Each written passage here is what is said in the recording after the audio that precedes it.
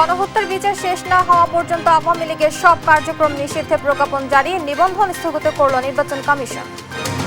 Election commission সিদ্ধান্ত নিয়েছে যে আওয়ামী লীগের নিবন্ধন স্থগিত করা হলো। সেই অনুযায়ী আমরা আজকে গেজেট নোটিফিকেশনটা জারি করেছি। আওয়ামী লীগের কার্যক্রম নিষিদ্ধের প্রজ্ঞাপনের মত প্রকাশের স্বাধীনতা ক্ষুণ্ণ করে না, প্রধান উপদেষ্টার প্রেস উইং এর বিবৃতি রয়েছে বৈশ্বিক সমর্থন।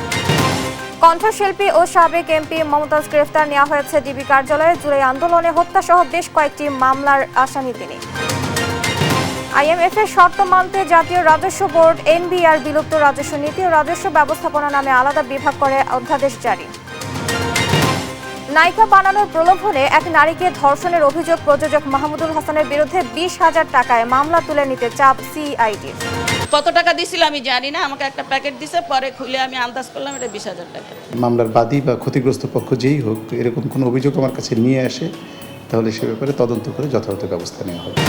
কুষ্টিয়ায় সড়ক সংস্কারের নামে লুটপাটের মহোৎসব, অনিয়ম দুর্নীতির আখড়া, সড়ক ও জনপথ বিভাগ উন্নয়ন প্রকল্পে অর্থ খরচে মিলছে না সুফল।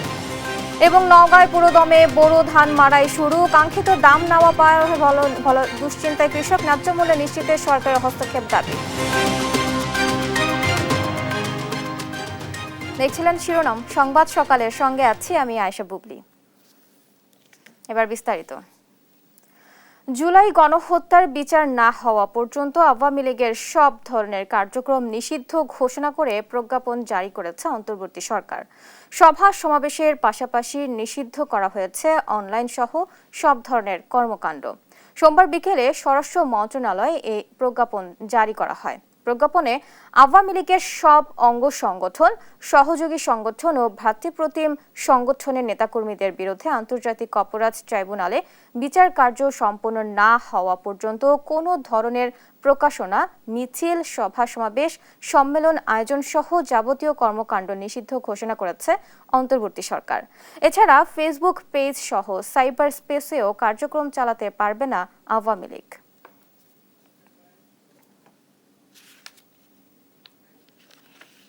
স্বরাষ্ট্র মন্ত্রণালয়ের প্রজ্ঞাপনের আলোকে রাজনৈতিক দল হিসেবে আওয়ামী লীগের নিবন্ধন স্থগিত করেছে নির্বাচন কমিশন। সোমবার নির্বাচন ভবনে সাংবাদিকদের এ কথা জানান কমিশনের সিনিয়র সচিব আখতার আহমেদ। এর আগে শনিবার আন্তর্জাতিক অপরাধ ট্রাইব্যুনালে আওয়ামী লীগের বিচার না হওয়া পর্যন্ত আওয়ামী লীগের কার্যক্রম নিষিদ্ধ করেছিল অন্তর্বর্তী সরকার, যা প্রজ্ঞাপন আকারে প্রকাশ করা হয় সোমবার। বিস্তারিত শিউলি রায়ের রিপোর্ট। সন্ত্রাস বিরোধী আইনের অধীনে সাইবার স্পেস সহ আওয়ামী লীগের যাবতীয় কার্যক্রম নিষিদ্ধ করার সিদ্ধান্ত গ্রহণ করা হয়েছে। ফ্যাসিবাদ বিরোধী জাতীয় ঐক্যের ব্যানারে আওয়ামী লীগের রাজনীতি নিষিদ্ধ সহ 3 দফা দাবিতে আন্দোলন করে এনসিপি, জামায়াতে ইসলামী সহ বেশ কিছু রাজনৈতিক দল ও সংগঠন। তীব্র আন্দোলনের মুখে শনিবার রাতে জুলাই হত্যাকাণ্ডের জন্য আন্তর্জাতিক অপরাধ ট্রাইব্যুনালে আওয়ামী লীগ নেতাদের বিচার কাজ শেষ না হওয়া পর্যন্ত দলটির যাবতীয় কার্যক্রম নিষিদ্ধ করে অন্তর্বর্তী সরকার, যা প্রজ্ঞাপন আকারে প্রকাশ করে স্বরাষ্ট্র মন্ত্রণালয়।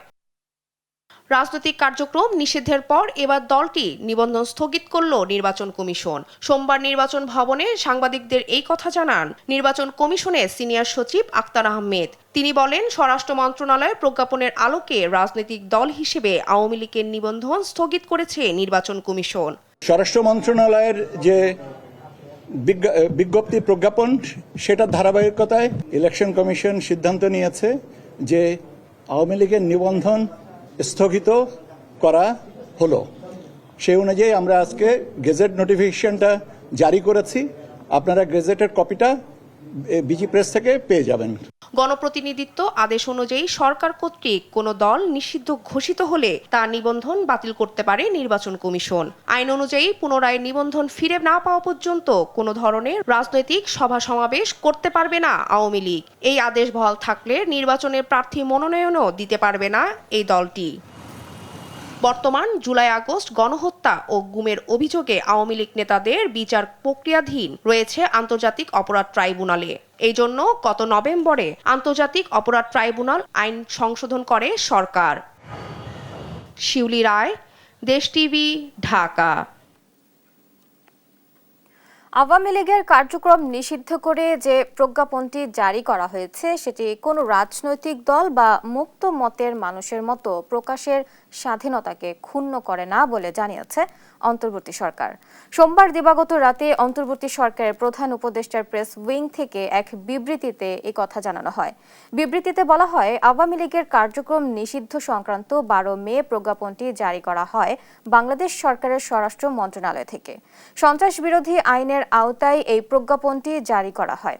উক্ত আইন ও প্রজ্ঞাপন অনুসারে আন্তর্জাতিক অপরাধ ট্রাইব্যুনালে বিচার কার্য সম্পন্ন না হওয়া পর্যন্ত আওয়ামী লীগ এবং এর সকল অঙ্গ সংগঠন, সহযোগী সংগঠন ও ভাতৃপ্রতিম সংগঠন কর্তৃক যে কোনো ধরনের প্রকাশনা, গণমাধ্যম, অনলাইন ও সামাজিক যোগাযোগ মাধ্যমে প্রচারণা, মিছিল, সভা সমাবেশ, সম্মেলন আয়োজন সহ যাবতীয় কর্মকাণ্ড নিষিদ্ধ ঘোষণা করা হয়েছে। এই নিষেধাজ্ঞা সংগঠনগুলোর নেতাকর্মী ও সদস্যদের জন্য প্রযোজ্য হবে। তবে উক্ত প্রজ্ঞাপন অন্য কোনো রাজনৈতিক দল বা মুক্ত মতের মানুষের মত প্রকাশের স্বাধীনতাকে ক্ষুণ্ণ করে না।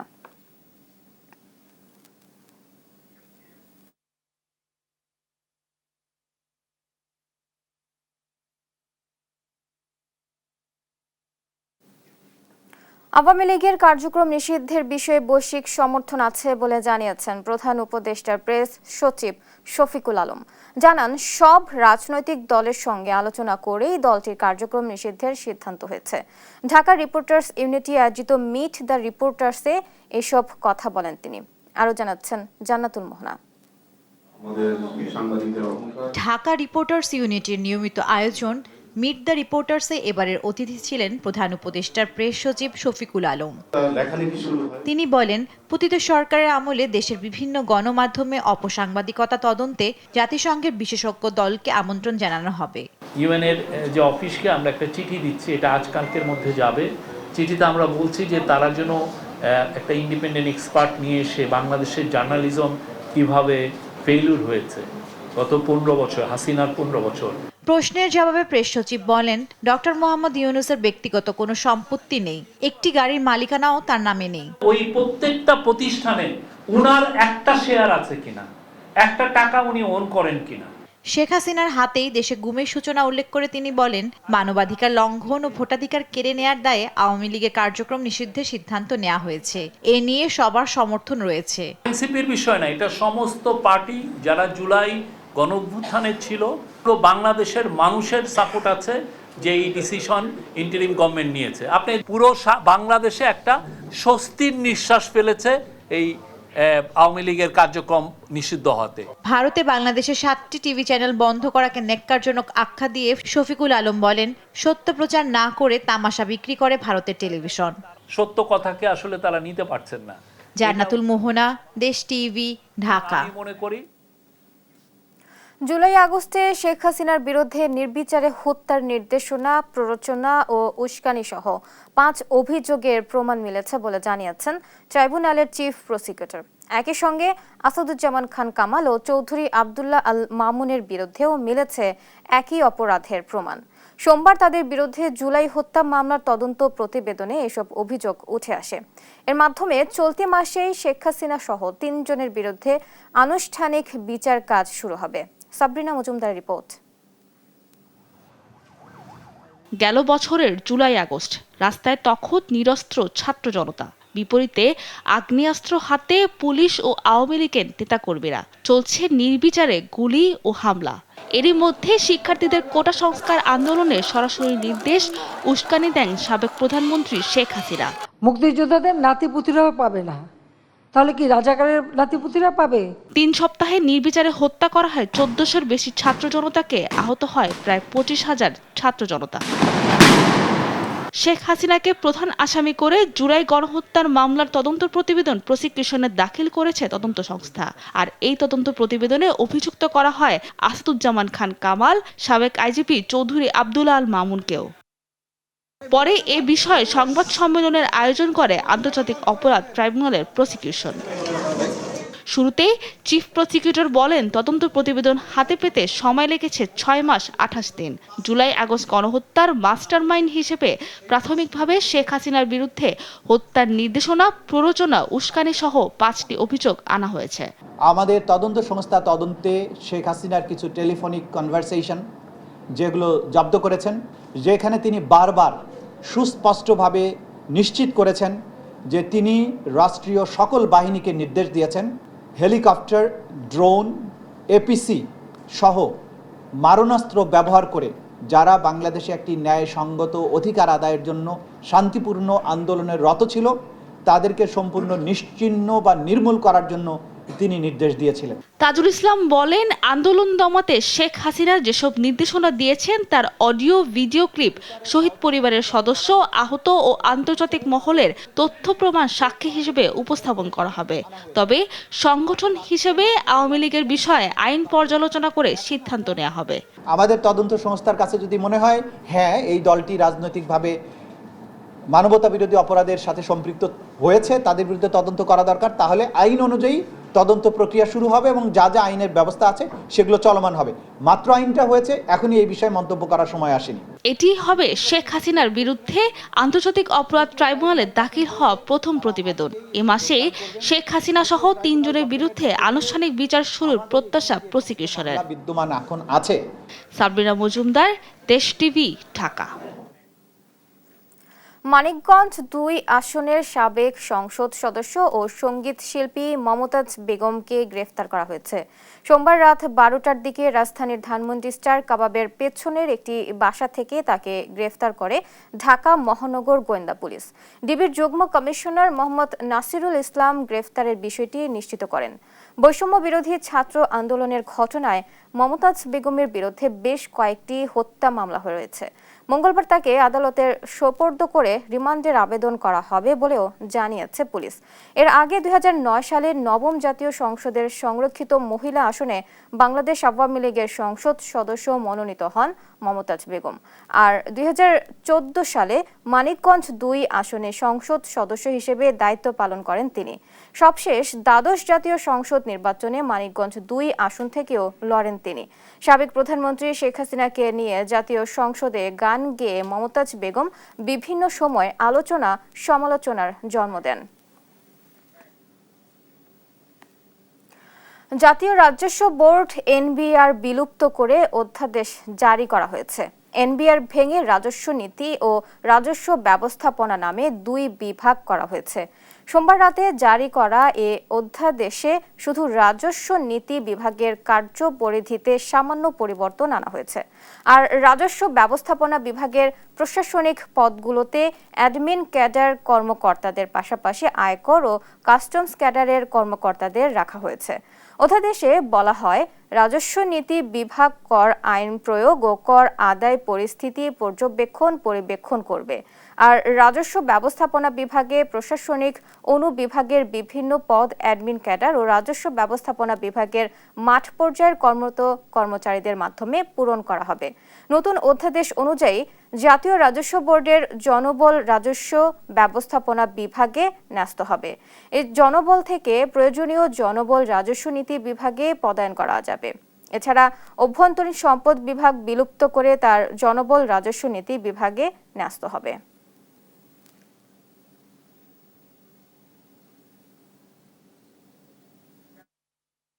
অনিয়ম আর দুর্নীতির আখড়াখানায় পরিণত হয়েছে কুষ্টিয়া সড়ক ও জনপথ বিভাগ। সড়ক সংস্কারের নামে চলছে লুটপাটের মহোৎসব। অধিকাংশ সড়কের কাজেই ব্যবহার করা হচ্ছে নিম্নমানের উপকরণ সামগ্রী, মানা হচ্ছে না কোনো নিয়ম নীতি। ফলে উন্নয়নের নামে সরকারের কোটি কোটি টাকা ব্যয় হলেও তা কাজে আসছে না সাধারণ মানুষের। পকেট ভরছে ঠিকাদার ও সড়ক বিভাগের কর্মকর্তাদের। ইরফান রানার ক্যামেরায় কুষ্টিয়া থেকে নাহিদ হাসান তিতাসের রিপোর্টে।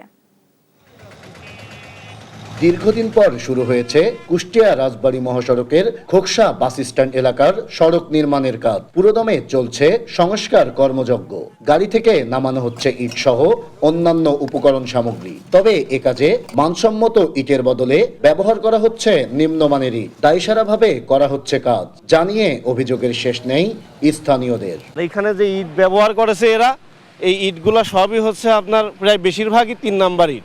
1 নাম্বার ইট শুধুমাত্র নামমাত্র। রাস্তা দেখবে না ভাই, দেখবে ওটা তো 2 নাম্বার, এমনি তো সবকিছু 2 নাম্বার, এটা বললে আর লাভ আছে নাই ভাই।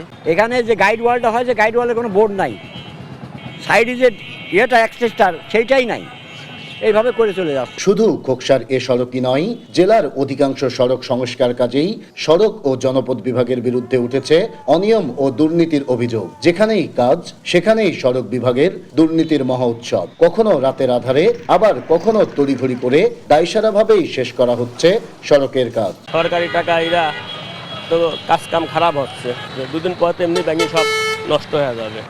রোডের হাইওয়ের কোনো তদন্ত গুরুত্ব নেই, ঠিকাদারের মন মতো কাজ করে চলে যাচ্ছে। তবে সড়ক সংস্কার কাজে অনিয়মের বিষয়টি অস্বীকার করছে ঠিকাদার ও তার সহযোগীরা। আমি শিডিউল মোতাবেকই কাজ করছি ভাই, আমি শিডিউলের বাইরে কাজ করি না। আমি তো বলতে পারিনি, আমার কাছে যা আইন দিবে আমি তাই কাজ করবো, বুঝলেন নাই। আর ঠিকাদারের মতোই অনিয়মের বিষয়টি অস্বীকার করে সড়ক ও জনপদ বিভাগের কর্মকর্তারা দায়সারাভাবে বলছেন বিষয়টি দেখবেন তারা। আপনি খালি চোখে দেখে সবসময় নিশ্চিত করবেন, আমি সেটা বলবো। আমাদের রুটিন পরীক্ষা থাকে, কেউ কারো ধরলে তারপরে করে এরকম আমাদের রুটিন আছে। সড়কের কাজে এমন অনিয়মের সাথে জড়িত সড়ক বিভাগের কর্মকর্তা ও ঠিকাদারদের বিরুদ্ধে তদন্ত সাপেক্ষে ব্যবস্থা নেওয়ার দাবি স্থানীয়দের। নাহিদ হাসান তিতাস, দেশ টিভি, কুষ্টিয়া। এবার ঈদে মহাসড়কে কোনো গরুর হাট বসতে দেয়া হবে না বলে জানান সড়ক ও রেল উপদেষ্টা মোহাম্মদ ফাউজুল কবির খান।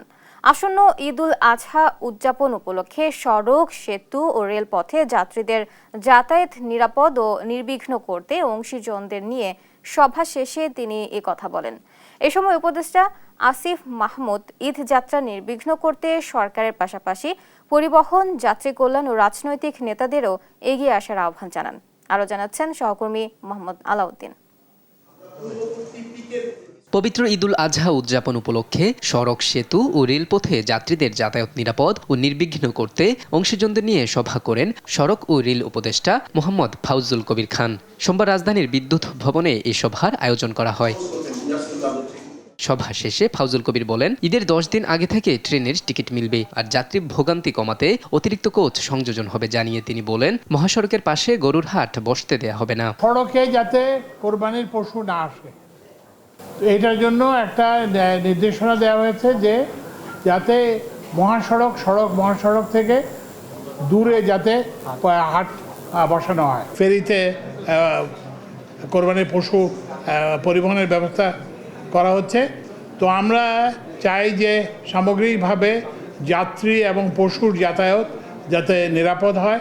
একই অনুষ্ঠানে সবাইকে যথাযথভাবে দায়িত্ব পালনের আহ্বান জানান উপদেষ্টা আসিফ মাহমুদ। ঈদযাত্রা নির্বিঘ্ন করতে সব ধরনের ব্যবস্থা নেওয়ার আশ্বাস দেন তিনি। ঈদ তো আসলে আনন্দের, সুতরাং যাতায়াতও যেন আনন্দের সাথে হয় এবং কোনো খারাপ এক্সপিরিয়েন্স নিয়ে এই ঈদের ছুটিটা আমাদের জনসাধারণকে কাটাতে না হয় সেটা নিশ্চিত করার জন্য চেষ্টা করছি। এক্ষেত্রে পরিবহন মালিক সমিতি এবং যাত্রীদেরও মালিক শ্রমিক সমিতি এবং যাত্রীদেরও যে সংগঠনগুলো আছে আপনাদেরও সহযোগিতা আমরা চাইবো, এবং যে কোনো ধরনের অনিয়ম কিংবা চাঁদাবাজি কিংবা যে কোনো ধরনের অভিযোগ আপনারা সংশ্লিষ্ট কর্তৃপক্ষকে দেবেন। সভায় পরিবহন, যাত্রী কল্যাণ সমিতি, পুলিশ, আনসার সহ সংশ্লিষ্ট দপ্তরগুলোর প্রতিনিধিরা উপস্থিত ছিলেন। মোহাম্মদ আলাউদ্দিন, দেশ টিভি, ঢাকা। নওগাঁয় শুরু হয়েছে পুরোদমে বোরো ধান মাড়াই। রোদ গরম উপেক্ষা করেই মাঠে ব্যস্ত কৃষক। আবহাওয়া অনুকূলে থাকায় ফলন ভালো হলেও হাসি নেই কৃষকের মুখে। উৎপাদন খরচ বেশি হওয়ায় মিলছে না কাঙ্ক্ষিত দাম। ধানের ন্যায্য মূল্য নিশ্চিতে সরকারের তদারকি বাড়ানোর দাবি চাষিদের। কাজী কামাল হোসেনের প্রতিবেদন, জানাচ্ছেন টুম্পা আফরোজ। নওগাঁর মাঠে মাঠে পাকা ধানের মৌ মৌ গন্ধ। কৃষকের কণ্ঠে গান দিচ্ছে ভালো ফসলের আশা। বৈশাখের তপ্ত রোদে কষ্টের সোনালী ফসল ঘরে তুলতে নেই কোনো ক্লান্তি। ভালো ফলন আর আবহাওয়া অনুকূলে থাকায় দ্রুত ফসল ঘরে তোলার তোড়জোড় কৃষকদের। ফলনের অবস্থা ভালো, 28 মণ 30 মণ পর্যন্ত যাচ্ছে, নিচা দিয়ে উপর দিয়ে যাচ্ছে হলো 22 মণ 20 মণ 24 মণ, বিভিন্ন মাটি কোয়ালিটি ধানের ফলন আসতেছে। বর্ষা বাদল নাই, শিলপাতর নাই, আমরা মোটামুটি কৃষক আমরা সবাই মিলে মাঠে নামে আমরা আনন্দ করে ধান কেটেছি। তবে ফলন ভালো হলেও হাসি নেই কৃষকের মুখে। তারা বলছেন উৎপাদন খরচ বেশি এবং হাটবাজারেও গ্রামে ফরিয়া ব্যবসায়ীরা সিন্ডিকেট করে ধান কেনায় শঙ্কা দেখা দিয়েছে ন্যায্য দাম নিয়ে।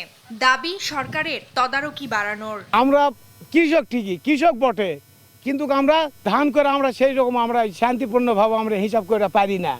আমরা সার কিনতে গেলে সারের দাম বেশি লাই, ওষুধ কিনতে গেলে ওষুধের দাম বেশি, আদি করে আমাদের কোনো পড়তে হয় না। খরচও খুব বেশি হয়েছে এবং ধানের দাম আগে খুব বেশি ছিল 1300 টাকা মণ, এখন 1050 1100 টাকা মণ। ফরিয়া কিছু ব্যবসায়ীর জন্য ধানের একটু সিন্ডিকেট হচ্ছে। জীবন আমাকে শেষ ভাই। ধানের ফলন আছে সেটা ঠিক আছে, কিন্তু দামে নাই। দামে না থাকলে তো আমরা কৃষক আগাইতে পারবো না। এদিকে প্রাকৃতিক দুর্যোগের ঝুঁকি এড়াতে জমির 80% ধান পাকলেই কেটে ফেলার পরামর্শ দিচ্ছে কৃষি বিভাগ। এই মুহূর্তে কালবৈশাখী ঝড় বা শিলাবৃষ্টি হওয়ার সম্ভাবনা থাকে।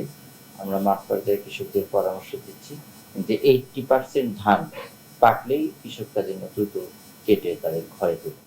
এবছর জেলায় 1,92,380 হেক্টর জমিতে বোরো ধানের আবাদ হয়েছে। এর মধ্যে ধান কাটা ও মাড়াই শেষ হয়েছে 35% জমির। নিউজ ডেস্ক, দেশ টিভি। কোরবানির ঈদকে সামনে রেখে গরু মোটা তাজাকরণ ও পরিচর্যায় ব্যস্ত ভোলার খামারিরা। পশুকে প্রাকৃতিক খাবার দিয়ে বিক্রির জন্য প্রস্তুত করেছেন তারা। পশু খাদ্যের দাম বাড়তি হলেও এবার লাভের মুখ দেখবেন বলে আশা তাদের। তবে দেশীয় গরুর কদর বাড়াতে ভারতীয় গরু আমদানি বন্ধ চান খামারিরা।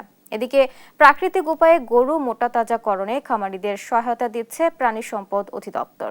সহকর্মী ছোটন সাহার রিপোর্টে জানাচ্ছেন শামীম হোসেন। প্রতি বছর কোরবানির ঈদের সময় স্থানীয় বাজারের পাশাপাশি বাইরের জেলায়ও বিক্রি হয় ভোলার খামারিদের গরু। এবারও বাইরের জেলায় বিক্রির আশায় গরু পরিচর্যা করছেন তারা। সম্পূর্ণ প্রাকৃতিক উপায়ে খোল, কুটা, ঘাস ও দানাদার খাদ্য দিয়ে গরু মোটাতাজা করা হচ্ছে। লাভের আশাও করছেন তারা। নিজের ঘাস নিজের সবকিছু তৈরি করিয়া দানাদার নিজের খাওয়া, ভুসি গম খাওয়া আমরা মোটাতাজা করি। ফিট ফুড কোনো আউট ওষুধ মসুদ কোনো কিছু ব্যবহার করি না, বুঝছেন। 1 বছর তো পরিশ্রম করে আমরা 20-50টা গরু তৈরি করছি ঈদের জন্য বেচনের লেগে। ভালো মানের খাদ্যখানা খাওয়াইতে আসি, দেশীয় ঘাস ওষুধ দাওয়াই করাইতে আসি। এরপর দিয়ে মনে করেন এমন কুরবানি আমরা ভালো আশা করি যে ভালো মানের বেচা কিনার অভিজ্ঞতা নিয়ে পাই, আমরা বেচতে পারি। গরুরে এখন গোসল পানি ঠিক মতন করাইতেছি, কোরবানি আশা করি বেচতে পারবো। পশু পরিচর্যা করতে গিয়ে খরচ বেড়েছে, শ্রমিকদের মজুরিও বেড়েছে। তবু হাটে ভালো দাম পাবেন এমন স্বপ্ন তাদের। এর মাঝে শঙ্কা জেগেছে ভারতীয় গরু আমদানি চলতে থাকলে ন্যায্য দাম পাওয়া নিয়ে। এই কোরবানিতে আসার কারণে আমরা প্রতিবার যেভাবে বাজারজাত করি একটা ড্রিফন থেকে এভাবে বাজারজাত করার জন্য ওইভাবে গরুকে উপযোগী করা উচিত। বাহিরের গরু যদি বাংলাদেশের চাপ না দেয় তাহলে আমাদের খামারি ভাইরা এই বেশি দামে গরুটা বিক্রি করতে হবে। তখন বাইরের গরু যদি চাপ দিলে আমাদের বাংলাদেশের খামারি ভাইরা লস পয়েন্টে পড়ে যায়। এদিকে কোনোভাবেই যাতে খামারে কেমিক্যাল দিয়ে গরু মোটাতাজাকরণ বা হাটে রোগাক্রান্ত গরু বিক্রি করতে না পারে সেজন্য ভেটেরিনারি টিম বসানো হবে বলে জানান জেলা প্রাণী সম্পদ কর্মকর্তা। এবং কোনো প্রকার কেমিক্যাল, কোনো প্রকার স্টেরয়েডাল ড্রাগ যেন ব্যবহার না করে, এই জন্য আমরা সার্বক্ষণিক পরামর্শ এবং মনিটরিং করছি। এবার ভোলাই 90,253টি গরুর চাহিদার বিপরীতে কোরবানিযোগ্য গরু প্রস্তুত রয়েছে 1,02,769টি। সরাসরি গরুর হাটের পাশাপাশি অনলাইনেও গরু ছাগল বিক্রির ব্যবস্থা রয়েছে। নিউজ ডেস্ক, দেশ টিভি। লালমনিরহাটের প্রত্যন্ত গ্রামে বিষমুক্ত সবজি চাষ এখন বাস্তবতায়। চলবলা ইউনিয়নের একটি প্রদর্শনী প্লট ঘিরে আশাবাদী হচ্ছেন স্থানীয় কৃষকেরা। উত্তম কৃষি চর্চার মাধ্যমে স্বাস্থ্যকর খাবার উৎপাদনে নানা উদ্যোগ নিয়েছে কৃষি বিভাগ। সহকর্মী জামাল বাদশার পাঠানো তথ্য ও ছবিতে জানাচ্ছেন অঙ্কন চৌধুরী।